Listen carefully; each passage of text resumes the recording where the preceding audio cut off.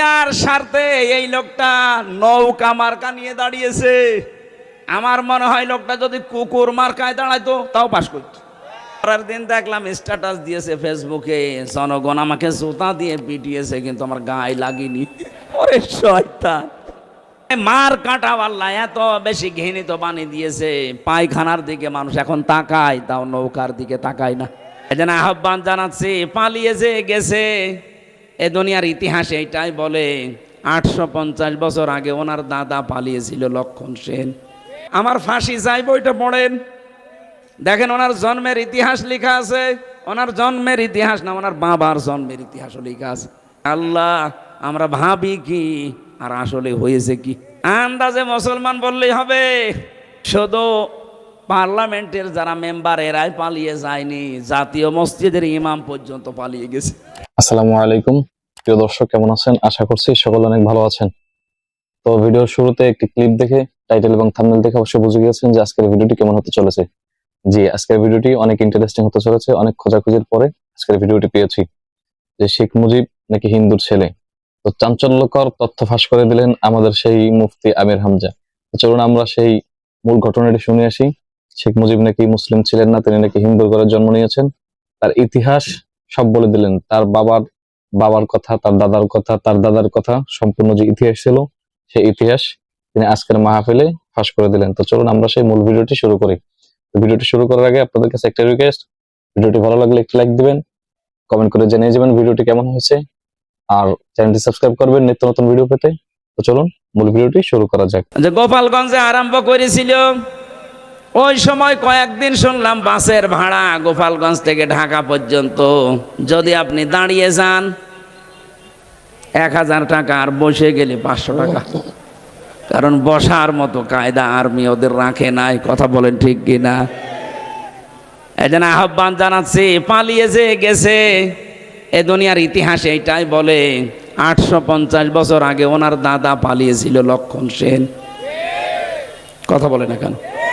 ওনার দাদা কথা বললাম কেন? আমার ফাঁসি চাই বইটা পড়েন, দেখেন ওনার জন্মের ইতিহাস লেখা আছে। ওনার জন্মের ইতিহাস না, ওনার বাবার জন্মের ইতিহাসও লেখা আছে। আমি মেজর ডালিম বলছি, বইটা পড়েন। আমি 5 তারিখের পরে এই কয়েকটা বই আমি সব আগা গোড়া শেষ করে দেখেছি। আল্লাহ, আমরা ভাবি কি আর আসলে হয়েছে কি? আন্দাজে মুসলমান বললেই হবে।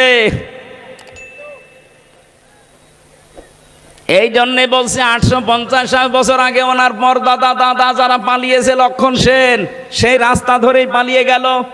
পৃথিবীর ইতিহাস পুরা পাল্টিয়ে দিয়েছে। 350 জন এমপি একবারে পালিয়ে যায় সারা পৃথিবীর 257টা রাষ্ট্রে। আমি পাইনি, এই বাংলাদেশে দেখলাম। শুধু পার্লামেন্টের যারা মেম্বার এরাই পালিয়ে যায়নি, জাতীয় মসজিদের ইমাম পর্যন্ত পালিয়ে গেছে। কি আশ্চর্য বলেন তো, ইমাম সাহেবও পালিয়ে যায়। কিছুদিন পরে এসেছিল আবার জোর করে ইমামতি নেওয়ার জন্য, জনগণ জুতা পিটা দিয়েছে। পরের দিন দেখলাম স্ট্যাটাস দিয়েছে ফেসবুকে, জনগণ আমাকে জুতা দিয়ে পিটিয়েছে কিন্তু আমার গায়ে লাগেনি। ওরে শয়তান, মানুষের বিবেক মরে গেছে। ও মানুষটা কত নিচে নেমেছিল বলেন। দুনিয়ার স্বার্থে এই লোকটা নৌকা মার্কা নিয়ে দাঁড়িয়েছে। আমার মনে হয় লোকটা যদি কুকুর মার্কায় দাঁড়াইতো তাও পাস করতো। কারণ মার কাটা আল্লাহ এত বেশি ঘৃণিত বানিয়ে দিয়েছে, পায়খানার দিকে মানুষ এখন তাকায়, তাও নৌকার দিকে তাকায় না। তাকায়, এখন চড়া লাগবে মাঝে মাঝে বন্যা হলে। এই কারণে যারা এখন চড়তে যায় তারাই ধরা খায়। এই যে দরবেশ নৌকায় করে পালিয়ে যাচ্ছিল, সাবধান। এই জন্য নৌকা যখন ডুবে গেছে, ও ছাতা আর মনে হয় কিয়ামতের আগে উঠবে না। কারণ দুনিয়ার ইতিহাসে এইটাই আমরা পড়েছি, কোন স্বৈরাচার যদি একবার পালিয়ে যায়, ও জীবন থাকতে আর ফিরে আসে না। কারণ ও জানে আমি গেলেই মারা পড়ে যাব। জনগণ যেভাবে ফুসে আছে, ওই দিন যদি আর 5 মিনিট সময় পেত, আমার মনে হয় এতদিন কব্বরে পাঠিয়ে দিত। হায়াত আছে বলে বেঁচে আছেন, কিন্তু সারা জীবনে এখন যতদিন আছেন অপমানের জীবন নিয়ে থাকা লাগবে। আমাদের শিক্ষা নেওয়া দরকার এখান থেকে, আমরা যেন জালেম হয়ে না যাই কোনো দিন। যদি আমরা কেউ জুলুমকারী হয়ে যায়, মাজলুমকে আল্লাহ তো ক্ষমা করে দেবে, কিন্তু জালেমের জন্য আল্লাহ নিজে মামলা দেবে।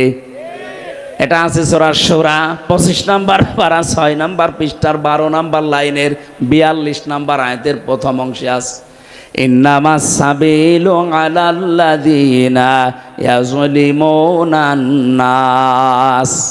অবশ্যই আমি আল্লাহ নিজে মামলা দায়ের করব তাদের বিরুদ্ধে যারা মানুষ হয়ে মানুষের উপরে জুলুম করেছে। তো প্রিয় ভিউয়ার্স, আজকের ভিডিওটি এই পর্যন্ত। ভিডিওটি ভালো লাগলে একটি লাইক দিবেন, কমেন্ট করে জানিয়ে যাবেন ভিডিওটি কেমন হয়েছে। নিত্য নতুন ভিডিও পেতে চ্যানেলটি সাবস্ক্রাইব করবেন। তো দেখা হচ্ছে নতুন আরো একটি ভিডিওতে। ততক্ষণ সবাই ভালো থাকুন, সুস্থ থাকুন। আল্লাহ হাফেজ।